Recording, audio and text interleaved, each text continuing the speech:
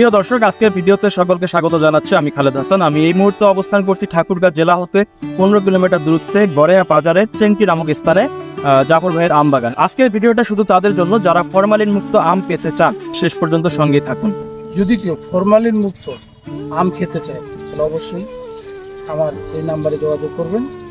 আপনারাও যদি ফরমালিন মুক্ত বা বিষমুক্ত আম খেতে চান তাহলে জাফর ভাইয়ের সাথে যোগাযোগ করতে পারেন।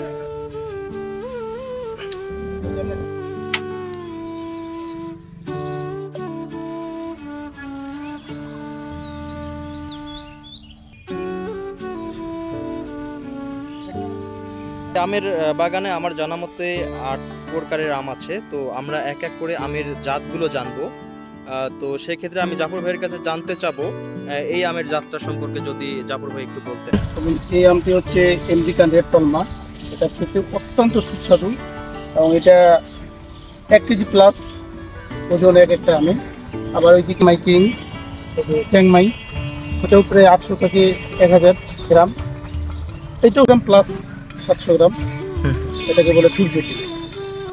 এটা সিডলেস, পার পিস ওজন 800 থেকে 1000 গ্রাম। এটাও খেতে খুবই সুস্বাদু।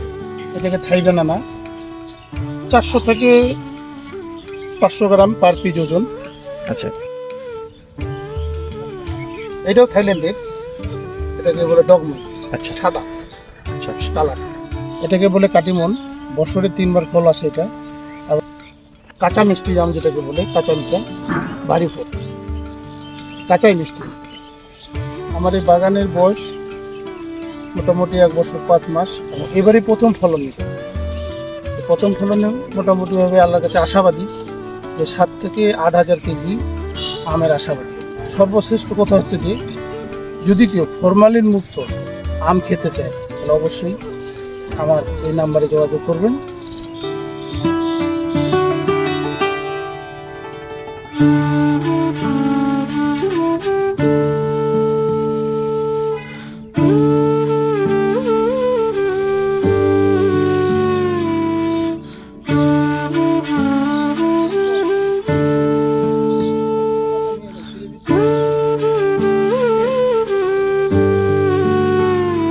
অনেকদিন যাবত শুনতেছি জাফর ভাইয়ের এই আমের বাগান। এসে আমি অত্যন্ত আনন্দিত এবং পুলকিত। জাফর ভাই অত্যন্ত চমৎকার একটা বাগান তৈরি করেছে। এখানে 6-7 প্রকারের আম পাওয়া যায়। সবচেয়ে আমার যেটা ভালো লেগেছে, এই ভেজালের যুগে মানে সবখানে যেখানে ফরমালিন এবং পেস্টিসাইড ব্যবহার করা হচ্ছে, কিন্তু জাফর ভাইয়ের আমগুলাতে কোনো ফরমালিন বা সেরকম কোনো কীটনাশক ব্যবহার করা হয়নি। এই জন্য আমি আন্তরিকভাবে ধন্যবাদ জানাচ্ছি জাফর ভাইকে। এবং আপনারাও যদি ফরমালিন মুক্ত বা বিষমুক্ত আম খেতে চান তাহলে জাফর ভাইয়ের সাথে যোগাযোগ করতে পারেন। আমরাও তো অবশ্যই আম সংগ্রহ করবো ইনশাল্লাহ।